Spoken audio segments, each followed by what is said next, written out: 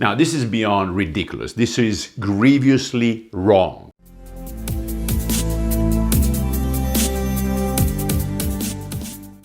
Dear friends, this morning I wanted to translate an interview that I posted yesterday on the Italian channel. That is a former soccer player in Italy, a big player actually, that has a pretty strong testimony as a believer. But I woke up instead with something that was burning inside of my heart. And here it is. This weekend, the Ivy League Swimming Championship is taking place. The Ivy League is formed by Harvard, Yale, Princeton, and University of Pennsylvania.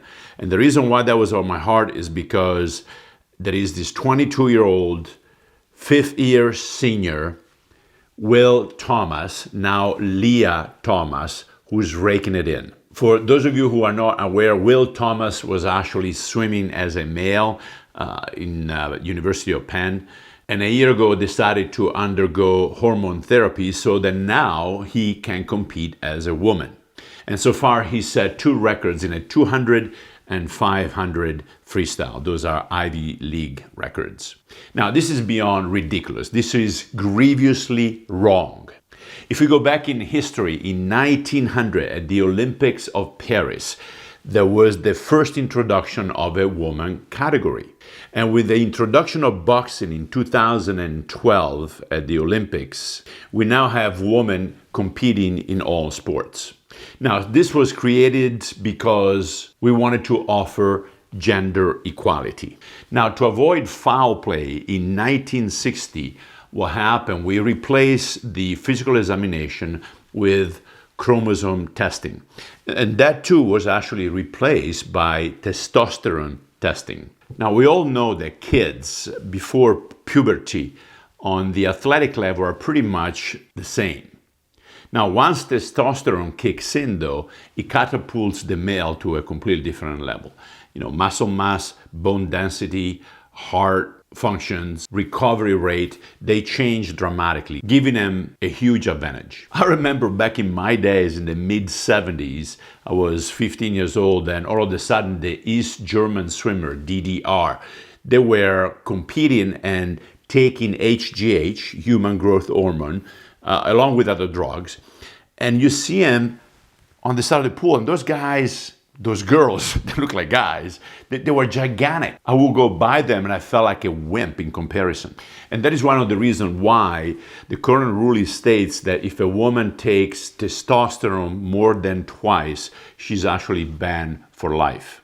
But here we have Will, now Lia, who underwent this program of testosterone suppressant.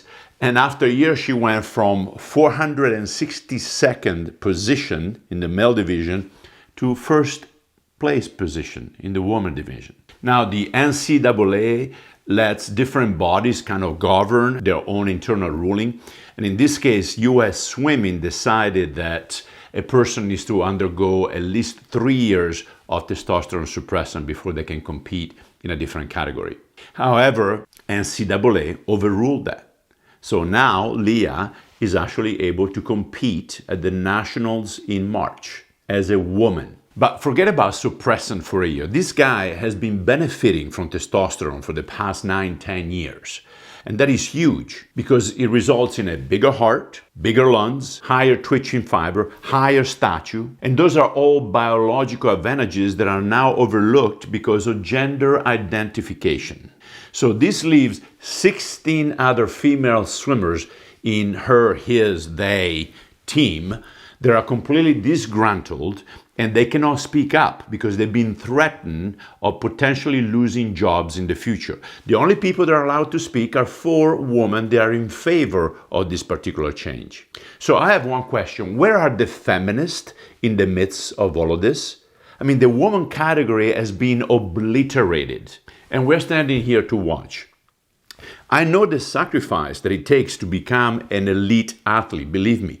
And those poor girls that are busting their butts all day long will always be at the mercy of some identity gender wacko who on a whim can just thwart their future. This is inexcusable.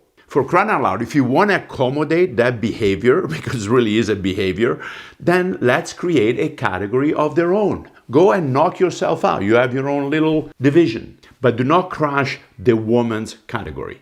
Now, I'm not transphobic, even though I might sound like it. I'm about fairness and safety. I mean, I just found out that in California, some guy that felt like a woman just went to a spa. They let him in the women's section where there are women and kids, young girls, seeing this guy walking around naked. And what about Lia herself? They is in the locker room with girls. What happened to the girls' right of not wanting to see that? And it seems absurd to me that 0.6% of the US population that identifies with transgenderism has gained so much momentum to overthrow what is biological just because of an identity feel. You know what? I haven't swum competitively for quite some time, but there is a master division. What if I do feel, sometimes I get up in the morning, I feel like I'm 85 years old. You know, I have aches and pains everywhere. I want to compete in an 85-year-old division and sets all sorts of records. Would that be right? But I guess that's what you get when subjective truth trump objective truth. And in this godless world, affirming your own lie is actually to be celebrated. However, that makes for a very sick society. Paul writes in Romans 1:25 that they have exchanged the truth about God for a lie. And what did God do? He gave them over to the desire of their hearts and the dishonoring of their bodies. Guys, we reap what we sow. However, it makes me sick how many of us are silent under the banner of love and peace and non-confrontation, non-judgment. However, there is a big difference between loving and being a coward. I came across an interesting piece that I want to read to you from Alexander Solzhenitsyn. It's a short essay, 1974, so we're talking 50 years ago. Live not by lies. In this one, Solzhenitsyn basically says that not everybody has to be a hero, but there are things that all of us must be prepared to do right now, to refuse to accept the lies of the system. He's talking about basically the lies of the Russian regime. It will not be an easy path, perhaps, but it is the easiest among those that lie before us. Not an easy choice for the body, but the only one for the soul. But if we shrink away, then let us cease complaining that someone does not let us draw breath. We do it to ourselves.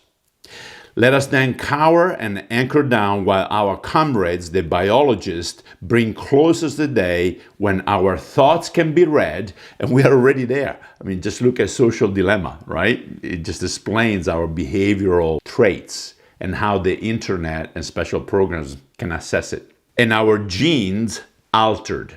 I mean, here is 50 years ago, he's absolutely spot on. And then going back to the word again, if we look at Revelation 3 addresses some of the downsides of the churches. And this is what God has to say in that regard.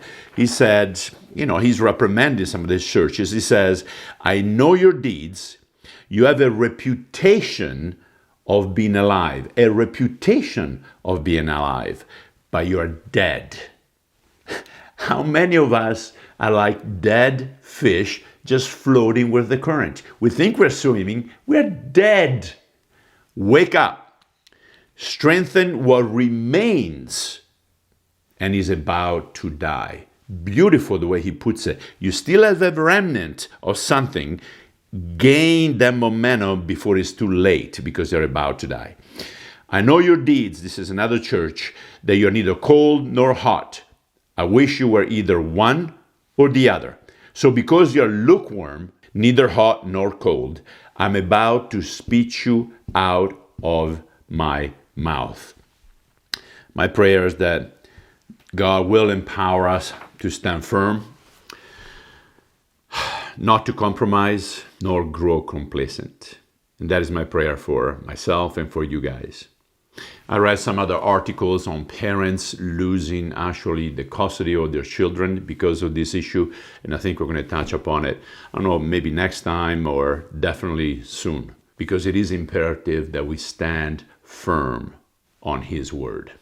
Guys, as usual, if you like these, please share it on your social media, on your platform, share it with your friends. Love you and have a fantastic weekend. Ciao.